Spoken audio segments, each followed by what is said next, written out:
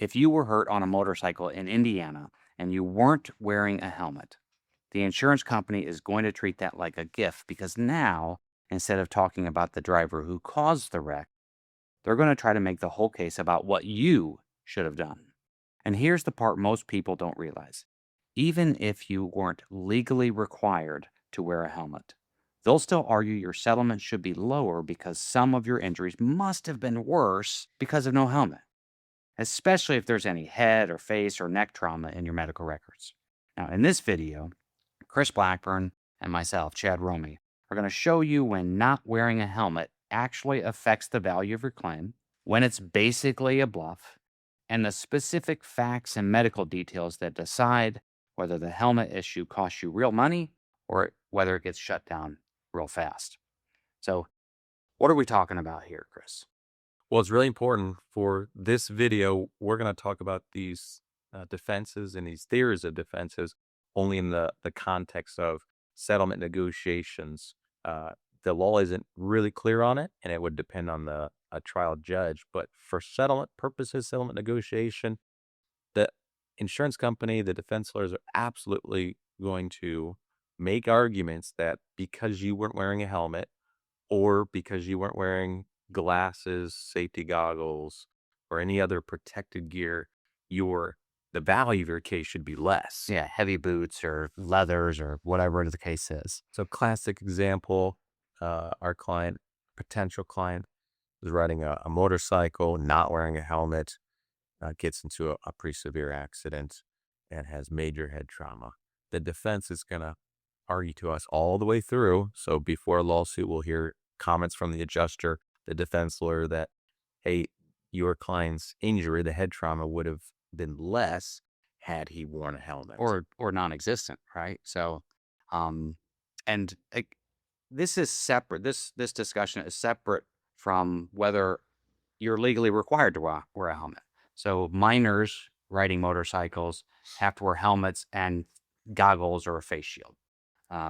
People on a permit, whether you're a minor or an adult, you have to wear a helmet, right? So, but if you're over 18 in Indiana, you don't have to wear a helmet on a motorcycle. Now, you probably should, right? I think that's real obvious, but some people just don't. Some people think, oh, it restricts my vision or whatever the case may be. I love to feel the wind in my hair. Right. Yeah. So, but legal or not, the insurance company is going to argue based on what the damages are because you weren't wearing a helmet versus if you were wearing a helmet. And that, again, we're not going to go into real deep into legal concepts, but there's arguments over comparative fault or mitigation of damages.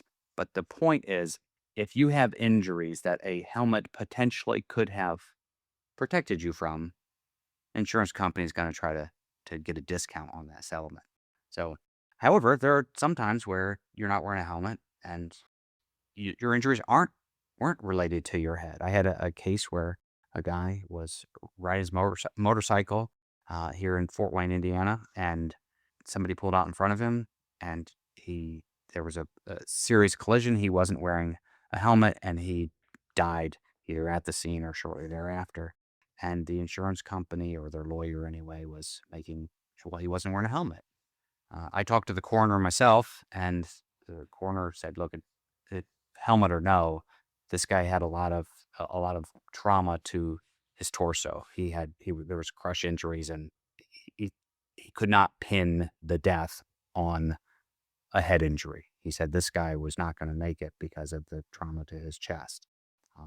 And so even though the other side was making that argument, it was not going to, that is one I don't think would have ever gotten in front of a jury, that he wasn't wearing a helmet because his injuries weren't related to his head. So on the other end of the spectrum, I've had a couple cases. I can think of one specific case where my client broke his ankle. It was his left ankle. He was, I think, wearing flip-flops, so he wasn't wearing really anything on his feet. And throughout the entire process, so before we filed a lawsuit and certainly after we filed a lawsuit, the insurance company and their lawyers, their whole defense was essentially your client broke his ankle, had these injuries to his ankle, and had he been wearing a specialized motorcycle boot those injuries likely would not have occurred. And so throughout that, we had to file a lawsuit because the offer was so low for the type of injuries and the analysis of how the accident happened. And we litigated that case all the way through. And even to the point we got to a settlement conference with a mediator, the whole time the mediator kept bringing back the messages from the defense, cramming it down our throats that, hey, we think a jury is going to look at this negatively because your guy wasn't wearing a boot. Had he worn the boot, he wouldn't have broken his ankle.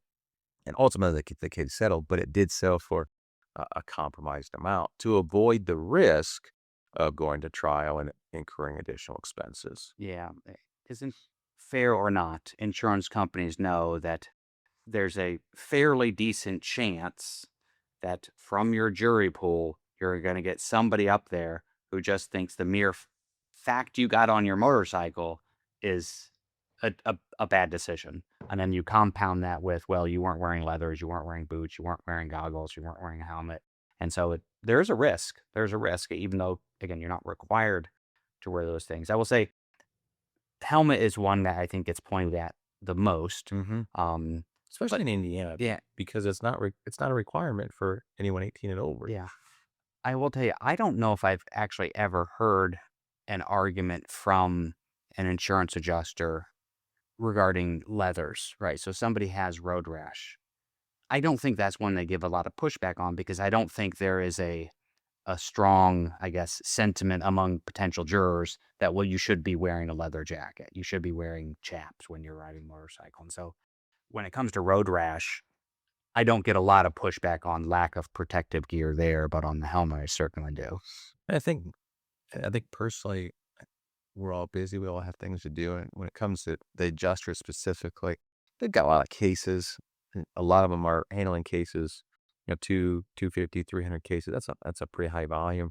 And I think that they get some initial training on the law in Indiana and they touch on those topics right there, the tip of the iceberg. So Chad's right. A lot of times I think they understand the motorcycle helmet concepts. They're not looking at anything else and they're making those arguments to us almost robotically. It's almost as if they have a script uh, for specific cases. Motorcycle case, no helmet. Oh, your guy wasn't wearing a helmet. And then cue this. Here's the arguments. Yeah. And so, and we're going through all this nuance of, hey, how does this impact your settlement negotiations? And the harsh reality of not wearing a helmet uh, in an accident is sometimes it does mean your injuries are just through the roof.